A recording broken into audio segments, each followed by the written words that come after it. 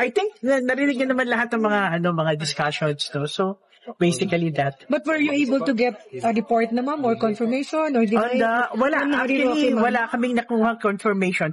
We were talking to the Philippine Embassy in The Hague. Yung binanggit nila na just in, we will never got any confirmation. Ma'am, na-cancel ba yung passport ni Harry?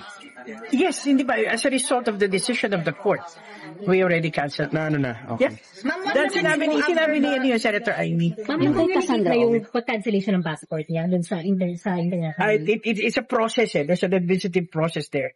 Tawakan kahapon. Pero ma'am, hindi na ba pwedeng umapila si Harry? Di ba parang kailangan pa yata? The process is, I think may appeal, but so far, this is what we have done. But ma'am, what's next po after the cancellation of the passports po? Ano pong action ng DFA regarding that? Well, ayun na. It's law enforcement na yan. So, I don't know. But can the Dutch government deport him? I really wouldn't know the process. Let us ask our embassy in the law. I don't want to say anything that I'm not very sure of. But our embassy in The Hague, siguro will give you some press statement tomorrow as soon as we confirm something. Yung just in, wala kaming confirmation kasi it's very difficult. Amsterdam daw siya ngayon, ma'am. Kasama yung mga... Wala kaming, yun nga, we heard about these things but no confirmation. Only the embassy can confirm. Kanina pa namin kinokontak.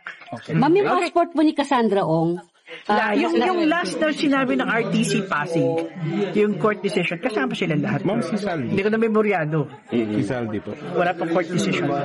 Thank you, sir. Thank you.